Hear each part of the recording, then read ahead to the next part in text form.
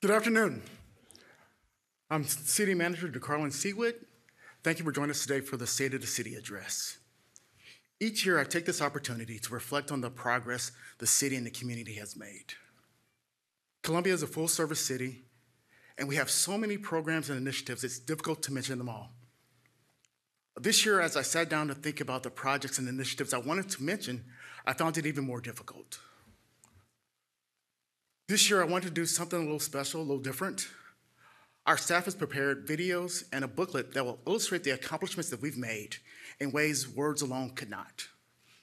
This past year has been a year of action, a year of seeing things through and creating new initiatives, a year of true accomplishments.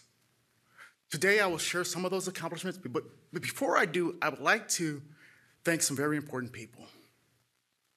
First, our mayor and city council. Each of them volunteers their time to make Columbia a better place and to represent the voices of their constituents. That includes many late-night council meetings and many hours spent away from their family to connect with residents. Please join me in giving them a round of applause.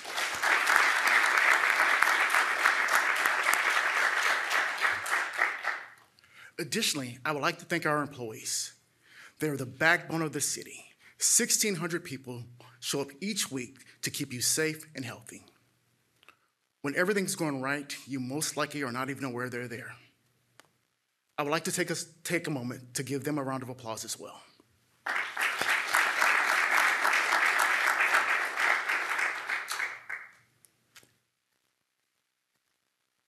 The most important group to thank is you, our residents and business people of the City of Columbia.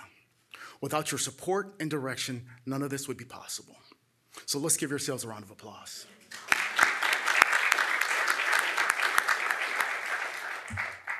Now let me begin.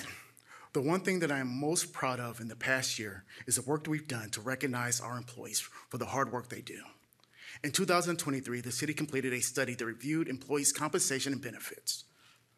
As a result of that study, employee pay ranges were adjusted to not only be competitive, but to lead the market. That adjustment was a $10 million commitment to our staff. Phase 2 of that study is to address pay compression. Addressing compression will restore pay differentials between employees newly placed in a classification and employees with more experience. The city remains committed to adjusting salaries for employees impacted by compression. We have proposed a plan to address this compression, and we'll be actually moving forward with that plan in the next few months. The change to both starting salaries and salaries of existing employees will enhance our efforts to not only recruit, but retain a highly qualified workforce.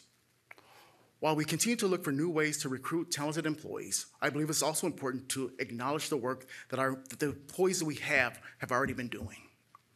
While working on the classification and compensation study, we implemented a series of payments or pay wage increases for all permanent employees. In addition to compensation, we've also expanded employee benefits. For example, the city has expanded the partnership with Columbia College to offer a 15% tuition discount for all city employees and their families. Also, in regards to benefits, the city avoided passing on the cost of healthcare increases by absorbing that increase. That increase was approximately 11%. We're also offering 6 weeks of paid family medical leave for the first time, meaning that if an employee has an experienced and qualified event, they're not required to use their sick time or vacation time for the first 6 weeks. This year, we also added Veterans Day as a paid city holiday. We wanted to recognize the many city employees and their family members who serve our country. Additionally, employees' annual vacation was increased by approximately 8 hours. All these actions show our commitment to taking care of the people who take care of our city. Now I'd like to shift my focus to our community members. I'm proud of what we've done in order to address the issues that our residents say are important. Like many cities, Columbia is grappling with a housing crisis. We have many unique aspects to take into consideration when we talk about this issue. There is an overall shortage of housing. What's more, there's especially a shortage of affordable housing for families and individuals who want to plant roots in our community. Given the significance of this issue, we felt it was important to have staff that are focused on this effort. That is why we created an entirely new Housing and Neighborhood Services Department. Becky Thompson, who has been named as director, is now working to lead this effort. I'm confident this department, along with our community partners, will find new ways to build equity and help ensure our residents can build a long-term financial security. Of course, the city's core services are ultimately what makes Columbia a place people want to call home. Residents want to know that their families are safe, that their streets will be cleared in the winter, and the city will be kept clean. I'm happy to say the city continues to provide the level of services residents expect, even while facing staffing shortages. But we've also started to enhance some of our services. One of the biggest changes is roll carts. In March, the city officially began automated refuse collection. With any change, there's always growing pains. But now, several months into this process, we're getting positive feedback from both residents and staff. Automated collections are a much safer and more efficient way to keep our city clean. It requires less manpower and provides a better environment for our workers. Please join me in watching a brief video on this change.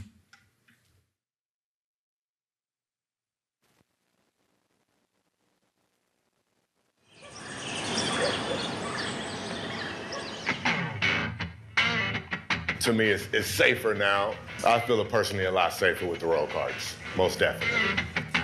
It's a pretty physical job if you're picking it up off the ground and jumping up and down off the truck. The driver got to worry about a person on the back of the truck, so, trying to cut down some of the danger and some of the wear and tear on the knees in the back. Not gonna miss being on the back of that truck, most definitely, because we don't have to risk falling off or throwing something dangerous in the back of the hopper. I don't miss that part. I don't miss being on the back of the truck.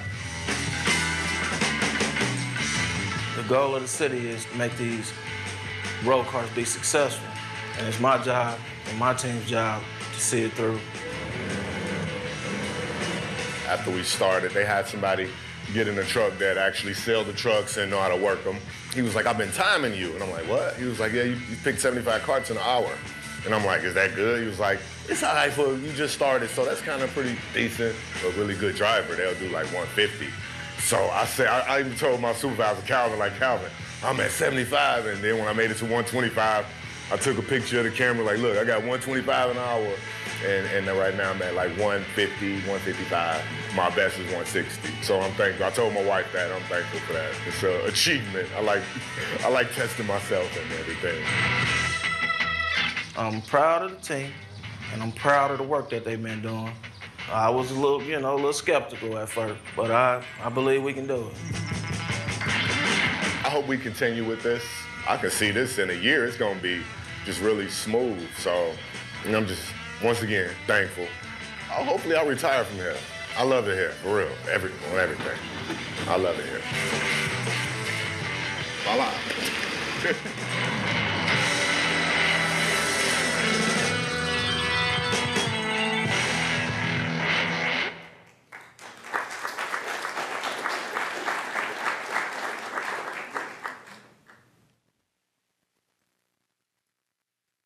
I am thankful to have such hardworking employees who've been instrumental during this transition. I'm also happy to highlight that in March, the city resumed collecting curbside recycling. We know this is a service that is very important to our community and our efforts to outlined in our Climate Action and Adaptation Plan. Also in line with that plan, the City Utilities Department will be taking the first steps to transition to advanced meter infrastructure, or AMI, for electric and water meters.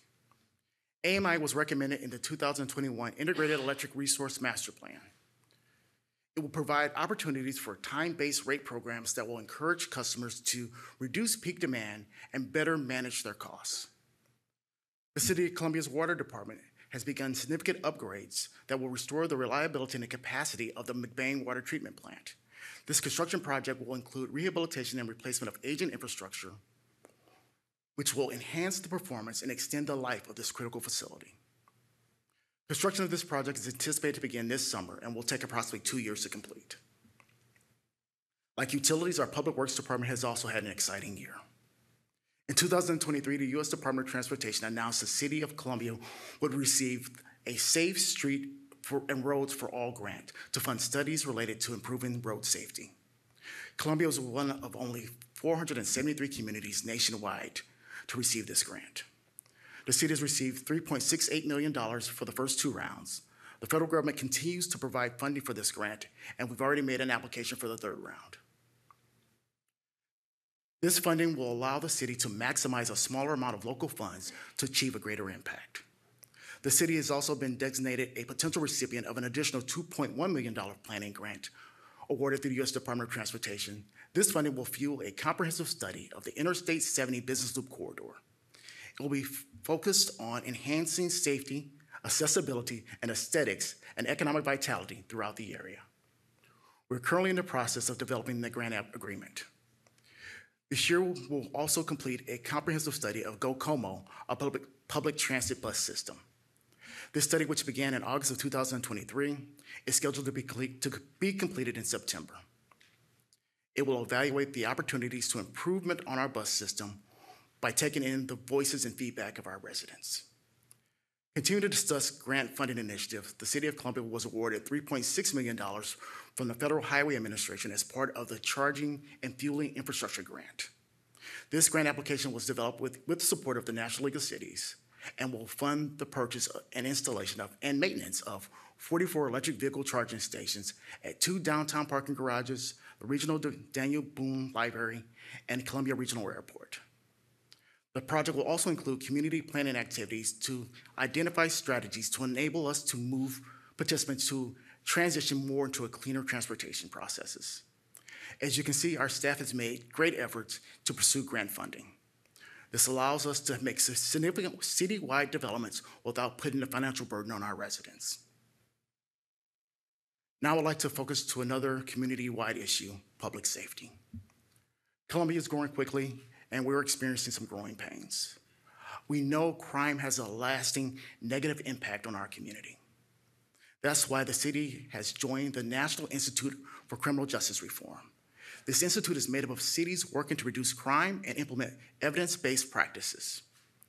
This is our first step in creating an office to support our efforts in reducing community violence. This new office will work alongside community partners, local law enforcement agencies, mental health professionals to interrupt and address violence in the various ways it can manifest itself inside our community. We know there are many groups already doing great work in our city. This office will support those efforts and create process for collaboration to make for a more comprehensive approach. We have began laying the groundwork, and I'm confident this momentum will continue. In April, former Fire Chief Clayton Farr retired after serving 25 years with the department. Following his retirement, the city is in the process of selecting its next fire chief. We began the search in March, and we anticipate making the final selection within the next coming weeks. We're looking for someone who can carry on the tremendous progress the department has seen over the last several years. This past fall, we opened Fire Station 11 on the south side of town, which was funded by the 2015 quarter-cent capital improvement sales tax. This new station includes 3 apparatus bays, a training room, and a Columbia Police Department substation. It also features industry-leading safety and sustainability features and is sculptured by Kansas City glass artist Tyler Kimball as part of the city's Percent for All program. We're also continuing to make progress on Fire Station 10 at the intersection of East Broadway and El Chaparral Avenue South. The department has met several times with Public Works engineering staff, an architectural firm, to develop concepts on how we can adjust this property. The plans include renovating the existing building to be used as the fire marshal offices. During the process of building the new station, the current space will also house fire staff. The city has met with neighbors in this area to get their feedback on the proposed plans. The addition of the 2 new fire stations will ensure response times remain low as our city continues to grow.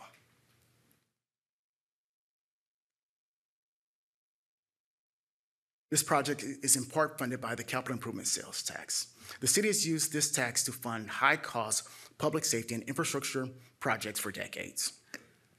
Early this month, the City Council voted to put an extension of the capital improvement sales tax on the ballot in August. If approved, it will allow us to continue funding these projects, which are beyond the scope of the city's annual budget for the next 10 years. I encourage you to scan the QR code on the screen and visit como.gov/CIST to learn more. In addition to new infrastructure, the fire department continues to focus on professional improvements. The department was recently accredited through the state of Missouri as a certified EMT basic training entity.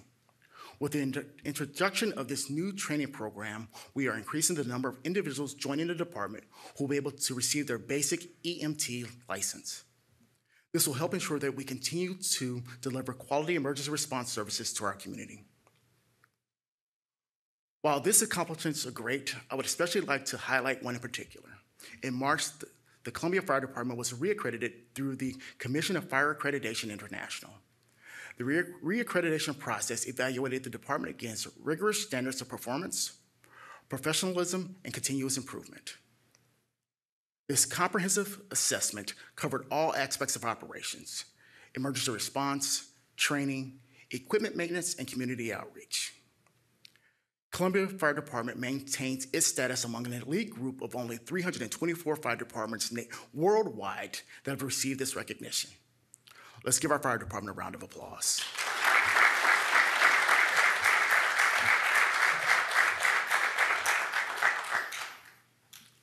In November, the city promoted Jill Schluty as Columbia's first ever female police chief.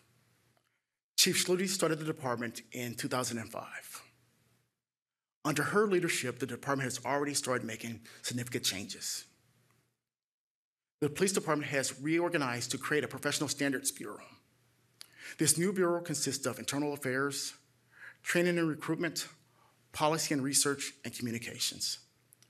This new division has led to the creation of a customized recruitment and retention plan, a command-level liaison to the Citizens Police Review Board, and the creation of more meaningful interactions with our community. The department has also formed a homeless outreach team. This program has designated officers whose focus is to connect with individuals experiencing homelessness in an effort to better understand their needs and connect them with resources. Those same officers also use the rapport that they have with these individuals to address potential concerns from residents and our business owners. Ultimately, this program is designed to help individuals transition out of homelessness when possible, but most importantly, divert them from the justice system. Access to shelter is another critical component in our process to transition out of homelessness. The city has worked with the nonprofit group Room at the Inn to provide year-round shelter for the first time to the most vulnerable populations in our city.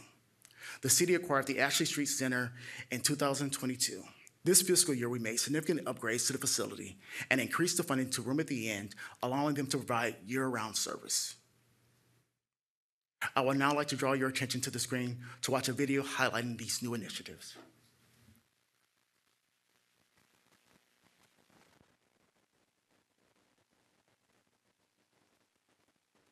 A regular patrol officer is just not going to have the time. They're busy answering 911 calls consistently throughout their shift. And they just don't have the time when they come upon somebody that's dealing with homelessness to actually take the time to build a rapport with them, check on them daily, and connect them to services. Instead of just going to a call and trying to clear the call and move on to the next thing, we can actually build a relationship with the people that are homeless.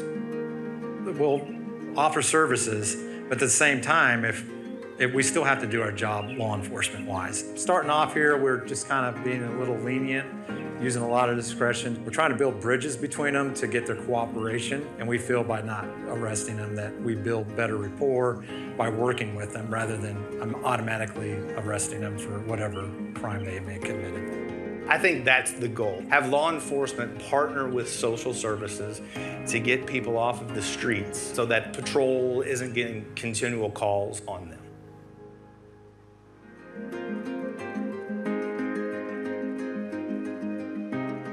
Having a place that we can operate out of all the time, it makes it really easy for the guests to know where we are.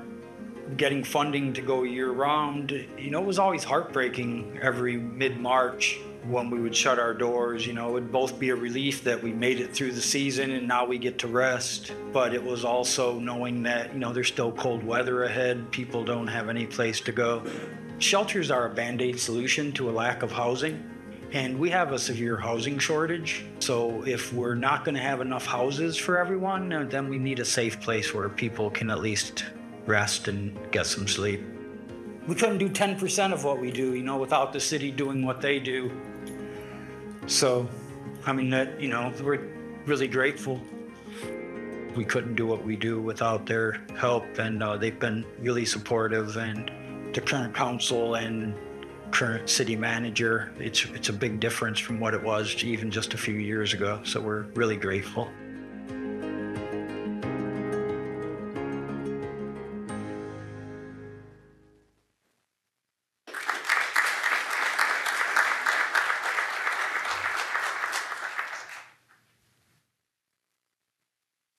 I'm incredibly proud of the partnerships that we have formed as part of our efforts to address homelessness. Expanding beyond homelessness, our public safety partners have been funding new ways to work collaboratively to bring compassionate approach to justice. This month, we formally introduced the DIVERT program, which is a collaboration between the police department and Public Health and Human Services. This program has 3 parts. The first is our community support docket.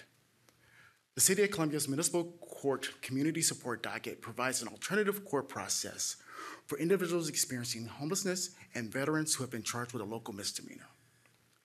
Individuals attend a special court docket and set goals in cooperation with the DIVERT staff, the prosecuting attorney, and the municipal judge. The DIVERT staff will provide a link to participants with ongoing case management and supports and monitors their progress. The second part of this public safety diversion. Through the DIVERT program, the city's police and fire departments, Office of Neighborhood Services, Animal Control, and Environmental Public Health offices can refer individuals or families with health and social needs to DIVERT staff specialists. The DIVERT staff provides short-term case management to link them with community resources with the goal of addressing their identified needs and preventing further contact with public safety agencies. The last portion of this program is Familiar Faces.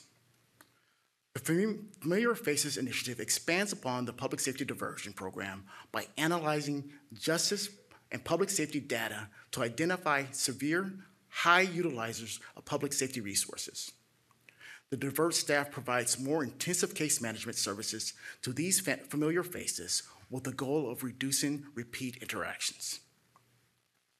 While public safety and access to healthcare are some of the most important things that a city can have, having access to parks and resources like the arts are also vitally important to maintain a thriving, healthy community. Columbia's Parks and Recreation is expanding its footprint. The second phase of the construction at the MU Healthcare Pavilion at Clary Shy Community Park was completed in the fall of 2023. This open-air pavilion is home to Columbia's Farmers Market and provides an event space for community organizations throughout the year. In 2023, the Columbia's Farmers Market welcomed nearly 195,000 visitors who collectively spent $4.2 million on locally sourced farm fresh products. This remarkable growth is evident in a substantial increase in customer attendance by 215% since 2012. Work is also underway to build a park in the North Village Arts District called North Village Park. The proposed development includes an active family space with themed playgrounds, tree plantings, park lighting, public art, a flexible performance area, and variety of seating and shade structures. This project is funded by the 2015 and 2021 Park Sales Tax and a Missouri ARPA for Community Revitalization Grant. This project will be completed in September of 2026. In a similar vein, the Office of Cultural Affairs has expanded its popular traffic box art program. The city will continue to utilize traffic signal boxes for artwork. The expanded program will allow us to use these licensed works of art on other public infrastructure such as bus shelters or alleyways. The Office of Cultural Affairs has also restructured the program and artist application to create a more equitable approach to having artists' work chosen and installed. Similar to our efforts to expand access to arts in Columbia, we're also working to ensure everyone has access to learn the history of our community. It is important that we recognize that our history, both good and bad. This year, the City of Columbia has a mayor-appointed committee that has worked to allocate grant funds to various groups that are funding projects celebrating Juneteenth. The city was awarded more than $38,000 from the Missouri Division of Tourism to fund this initiative. We're working closely with the groups who have received grant funding to increase awareness of all Juneteenth events.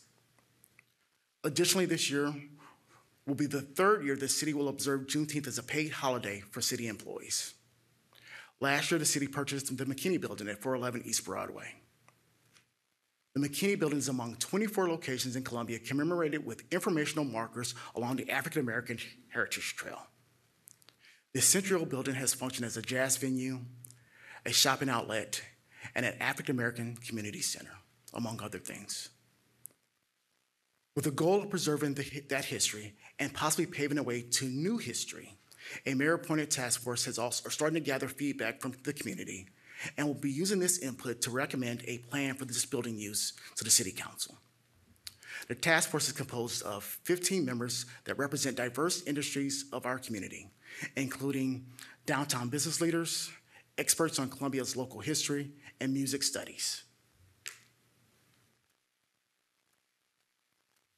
I look forward to discovering what the future holds for this iconic piece of history. This year, Regional Economic Development, Inc., or REDI, the city's economic development partner, opened the Shops at Sharp End at the corner of 5th and Walnut. The shop's goal is to reduce barriers to entry for low to moderate income individuals and minority business owners who wish to start a new retail enterprise.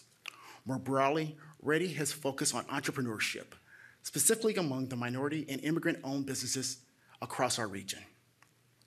REDI's Global Entrepreneurship Coordinator position became a full-time position in October. This position works directly with refugee and immigrants who wish to start businesses in Columbia. Since December of 2022, REDI has distributed 21 minority business enterprise grants for $5,000 each, totaling $105,000 that has been dispersed locally over the last 2 years. This grant program will be launched again in June, and it's funded by the City of Columbia and focuses on inclusivity and opportunity and at the elevation of underrepresented businesses in our community. This fosters the growth of minority-owned enterprises and drives economic progress. Over the course of last year, with the help of you, our residents, we've made some significant progress in tackling the many complex issues in our community. I hope you share with me the same sense of pride I feel as I look back on the things we've accomplished together. As I said earlier, this past year has been a year of action, a year of seeing things through and finding new initiatives, a year of accomplishments, providing a year-round shelter to those experiencing homelessness, completing construction of a new fire station on the south side of town, implementing road carts for safer, more efficient collections, opening a business incubator to support minority-owned businesses, taking the first steps to creating an office to combat community violence, and creating an office to focus on our housing crisis. Each of these topics I've touched on, the economy, public safety, infrastructure are all interconnected. Advancement made in each sector paves the way for a well-rounded city, and the advancement could not be possible without the support and participation of each of you. I look forward to seeing what else we can accomplish with what remains of this fiscal year 2024, and as we begin the budget process of 2025. I encourage you to join us in July when we deliver the budget message outlining our priorities for fiscal year 2025. I also encourage each of you to continue engaging with us on projects, programs, initiatives that make Columbia the best place to live, work, learn, and play. Thank you.